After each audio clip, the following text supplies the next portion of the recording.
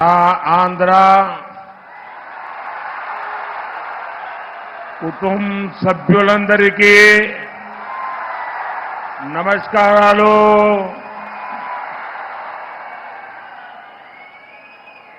राजा महेंद्रवरम वासियों को नमस्कार. मैं गोदावरी मां को प्रणाम करता हूं. इस धरती पर आदि कवि नन्नय्या ने तेलुगु का सबसे पुराना साहित्य रचा था. मैं देख रहा हूं आज वो धरती एक नया इतिहास रचने जा रही है. నా ఆంధ్ర కుటుంబ సభ్యులారా, రాజమహేంద్ర వాసులారా, మీ అందరికీ నమస్కారాలు. నేను తల్లి గోదావరికి తల వంచి నమస్కరిస్తున్నాను. ఈ నేల మీదే ఆదికవి నన్నయ్య తెలుగులో తొలి కావ్యాన్ని రచించారు. ఇప్పుడు ఈ నేల నుంచి కొత్త చరిత్ర ప్రారంభమవుతున్నది నాకు స్పష్టంగా కనిపిస్తోంది. साथियों, 13 मई को आप अपने वोट से आंध्र प्रदेश की विकास यात्रा का नया अध्याय शुरू करेंगे. लोकसभा चुनाव में तो एनडीए रिकॉर्ड बनाएगी ही. आंध्र विधानसभा में भी अगले 5 साल के लिए एनडीए सरकार तय हो जाएगी. ये विकसित आंध्र प्रदेश, विकसित भारत की तरफ बहुत बड़ा कदम होगा. साथियों, मैं साफ देख रहा हूं, मैं अभी यहां उड़ीसा से आ रहा हूं. वहां भी असेंबली के चुनाव चल रहे हैं, यहां भी असेंबली के चुनाव है. इस समय देश में जितने भी विधानसभा के चुनाव चल रहे हैं, सब में एनडीए की सरकार बनेगी.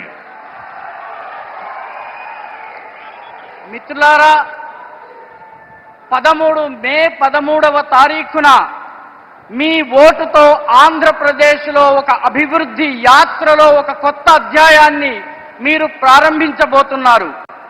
లోకసభ ఎన్నికల్లో ఎన్డీఏ విజయం సాధించి తీరుతుంది. కానీ దానితో పాటు ఆంధ్రప్రదేశ్ విధానసభలో రానున్న 5 సంవత్సరాలు ఎన్డీఏ ప్రభుత్వం ఉండబోతోంది.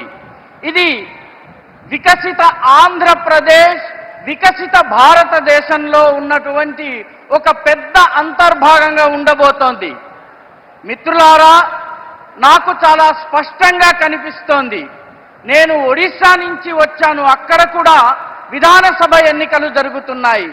ఇక్కడ కూడా విధానసభ ఎన్నికలు జరుగుతున్నాయి. దేశం మొత్తం మీద ఎక్కడెక్కడ విధానసభ ఎన్నికలు జరిగాయో అన్ని చోట్ల ఎన్డీఏ ప్రభుత్వం ఏర్పాటు కాబోతోంది.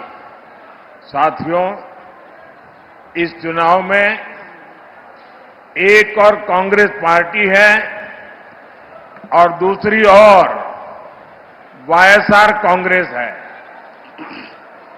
कांग्रेस के नेता यहां नतीजों से पहले ही हार मान गए चुके हैं और आंध्र प्रदेश की जनता ने वाईएसआर कांग्रेस को भी पूरी तरह रिजेक्ट कर दिया है.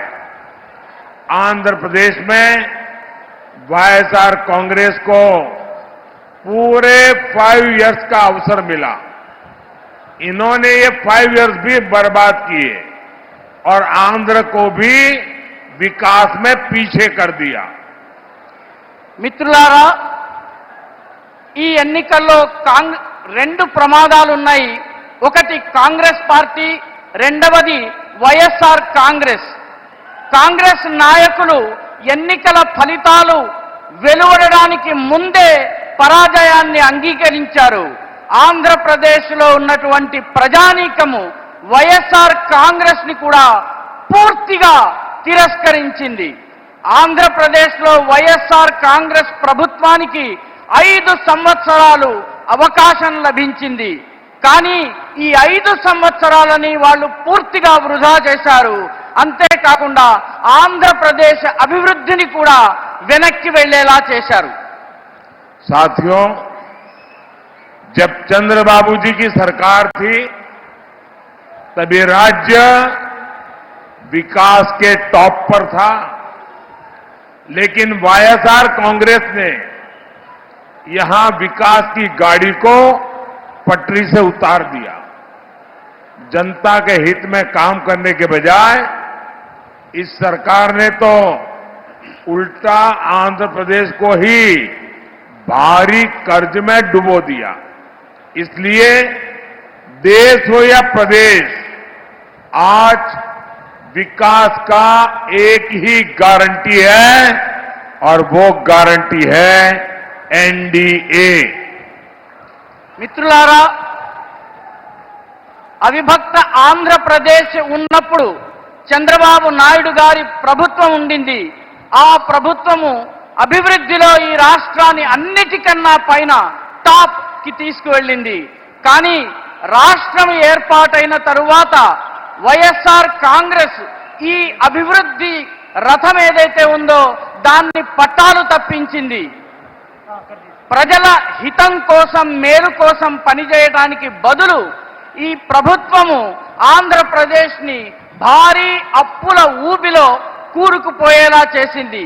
కాబట్టి దేశమైన, ప్రదేశమైన, దేశమైన, రాష్ట్రమైన నేడు అభివృద్ధికి ఉన్నటువంటి ఏకైక గ్యారంటీ ఎన్డీఏ. साथियों, आंध्र युवाओं और युवा टैलेंट का प्रदेश है। टेक्नोलॉजी में आपकी काबिलियत का लोहा पूरी दुनिया मानती है। इसलिए आज जब देश तेजी से आगे बढ़ रहा है तो आंध्र का तेजी से आगे बढ़ना उतना ही जरूरी है। लेकिन यहां की राज्य सरकार में ये उम्मीद बेकार है। डेवलपमेंट के नाम पर यहां काम 0 और करप्शन 100% हुआ है। यहां केंद्र सरकार के प्रोजेक्ट्स को डीले करके जनता के हित को डिरेल कर दिया है। इसलिए राज्य और केंद्र में जब एनडीए की डबल इंजन सरकार होगी तो सभी रुके काम पूरे होंगे। మిత్రులారా, ఆంధ్రప్రదేశ్ యువతలోని సామర్థ్యానికి చెందినటువంటి రాష్ట్రము.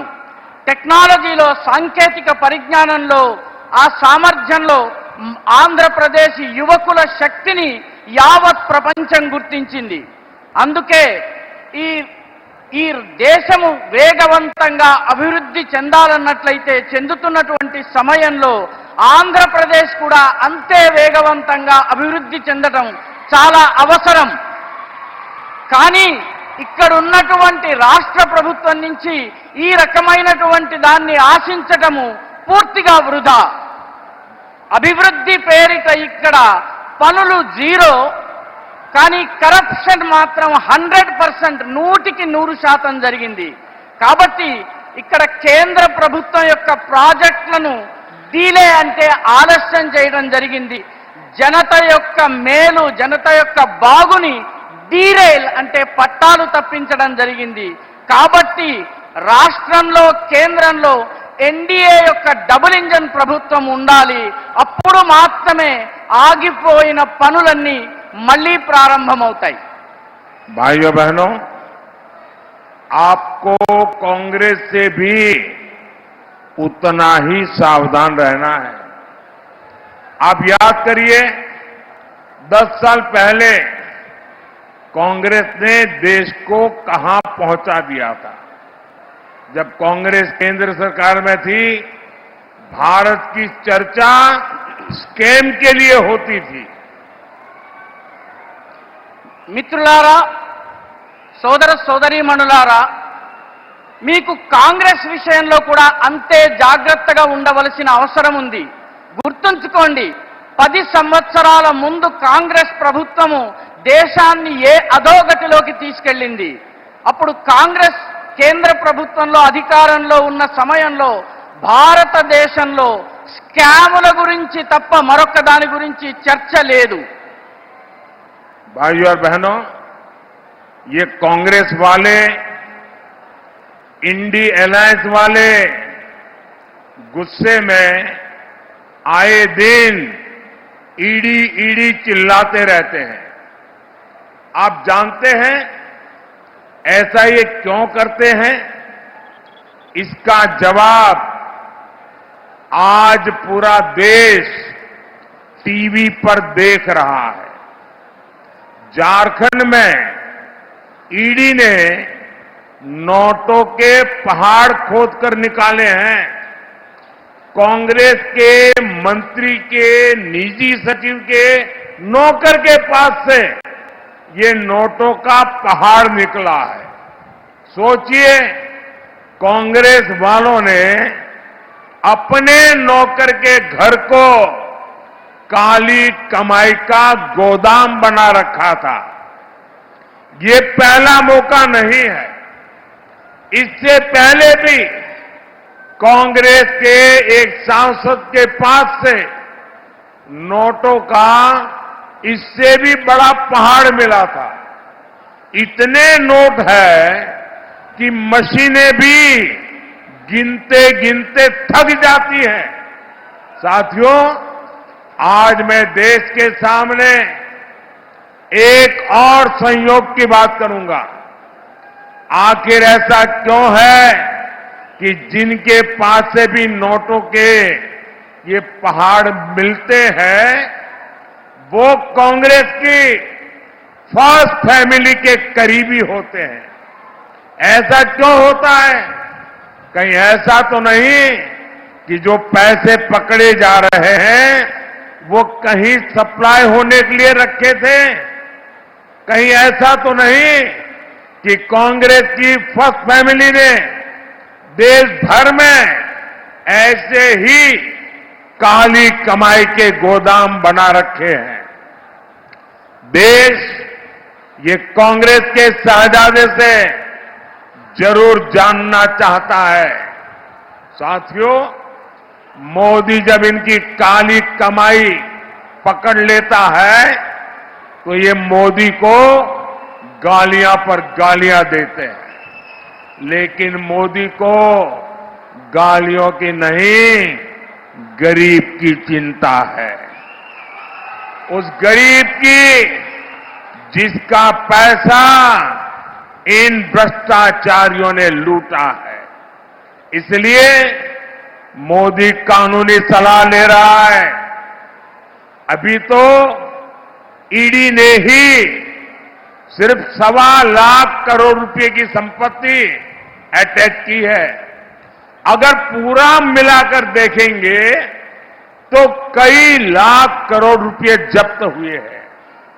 मैं कानूनी राय ले रहा हूं कि जिनको लूटा है उनको वापस पैसे कैसे लौटाया जा सकता है।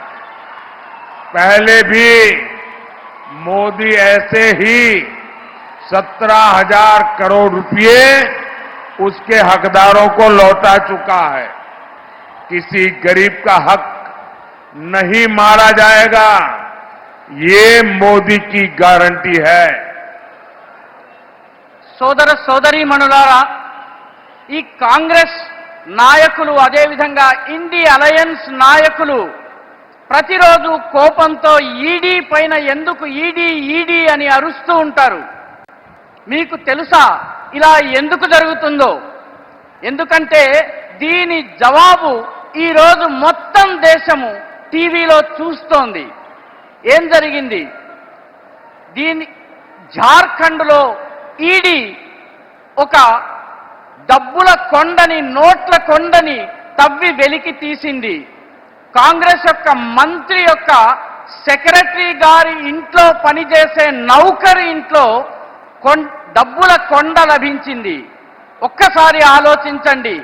కాంగ్రెస్ వాళ్ళు తమ ఇంట్లో కూడాను తమ నల్లధనపు ఆదాయాన్ని దాచిపెట్టే గోదాములు తయారు చేస్తున్నారు. ఇలా జరగడం మొదటిసారి కాదు. ఇంతకు ముందు కూడా కాంగ్రెస్కి సంబంధించిన ఒక ఎంపీ దగ్గర ఇదే రకంగా డబ్బులకు సంబంధించిన పెద్ద కొండ లభించింది, కొండంత కరెన్సీ లభించింది.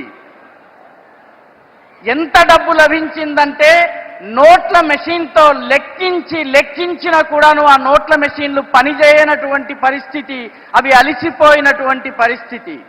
మిత్రులారా, ఈరోజు దేశం ముందు మరొక్క విషయాన్ని నేను ఉంచదలుచుకున్నాను. ఎందుకు కేవలం కాంగ్రెస్ పార్టీ వాళ్లకు చెందిన వాళ్ళ ఇంట్లోనే ఈ నోట్ల కొండలు, ఈ కట్ల పాములు లభిస్తున్నాయి? ఎందుకు వీళ్ళందరి దగ్గర ఈ రకమైనటువంటి ధనం లభిస్తోంది? వీళ్ళందరికీ కాంగ్రెస్ యొక్క ఫస్ట్ ఫ్యామిలీ, అంటే కాంగ్రెస్ లో ఉన్నటువంటి నెంబర్ 1 ఫ్యామిలీ ఏదైతే ఉందో వాళ్లకు వీళ్ళందరూ సన్నిహితులు ఎందుకు అవుతారు? ఈ నోట్లు ఏవైతే లభిస్తున్నాయో ఇవన్నీ ఏదైనా సప్లై చేయడం కోసం దాచారా? ఒక సప్లై లైన్లో భాగంగా, లేదా ఇవన్నీ కూడాను ఫస్ట్ ఫ్యామిలీకి చెందినటువంటి తొలి కుటుంబానికి సంబంధించిన నోట్లు దాచే వ్యవస్థ. కాబట్టి ఆలోచించవలసిన విషయం ఏంటంటే, కాంగ్రెస్ యొక్క రాకుమారుడు ఎవరైతే ఉన్నారో ఆయన దగ్గర నుంచి జాతి జవాబును ఆశిస్తోంది. మిత్రులారా,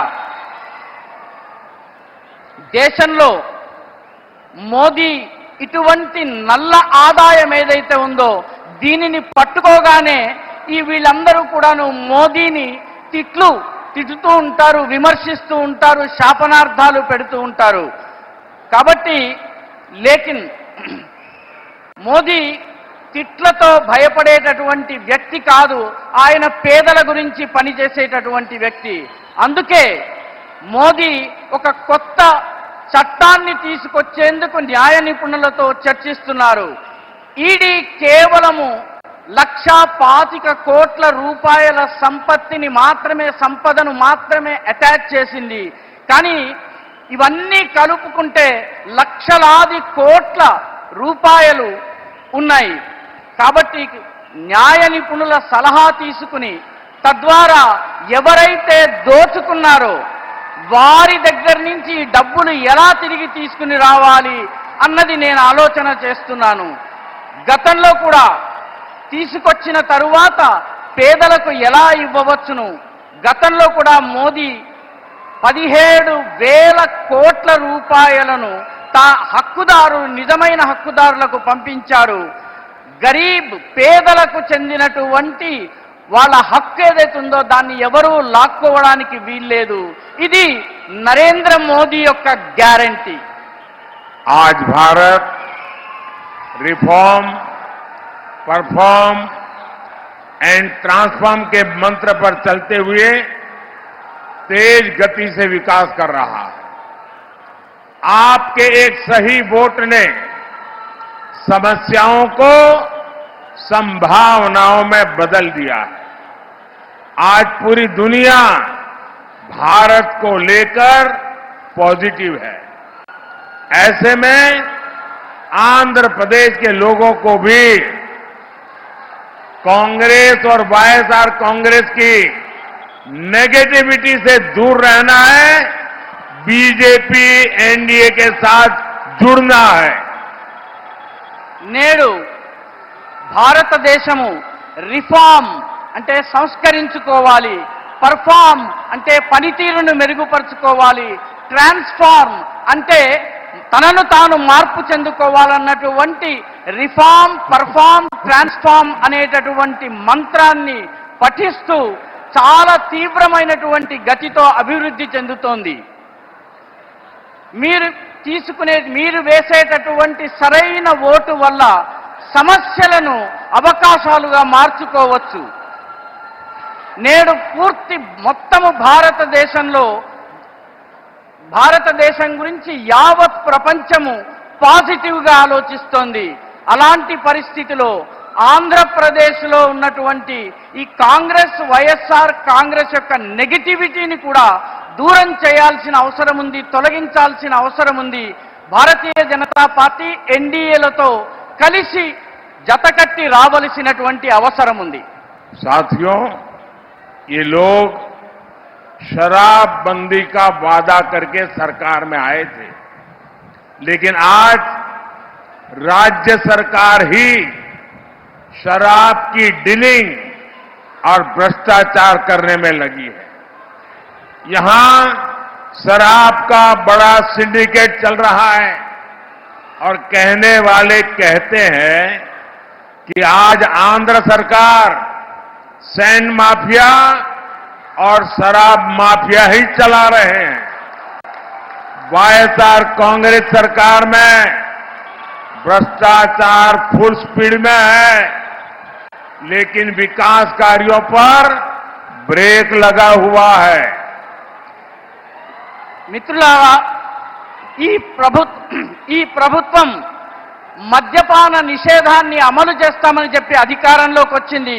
కానీ ఇప్పుడు రాష్ట్ర ప్రభుత్వమే మద్యం యొక్క లావాదేవీలు చేస్తోంది, వ్యాపారం చేస్తోంది, అదేవిధంగా అవినీతికి పాల్పడుతోంది. ఇక్కడ మద్యానికి సంబంధించినటువంటి ఒక పెద్ద సిండికేట్ నడుస్తోంది.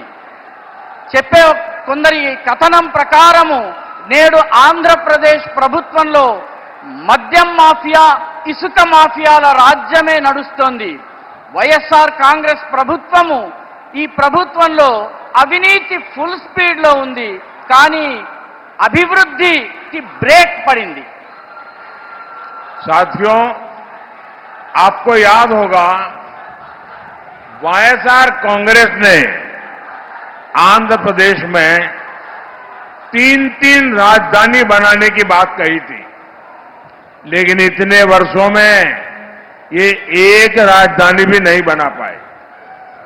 3 राजधानियों के नाम पर ये लोग बड़ी लूट के चक्कर में थे, लेकिन उसके पहले ही सरकार का खजाना खाली कर दिया है।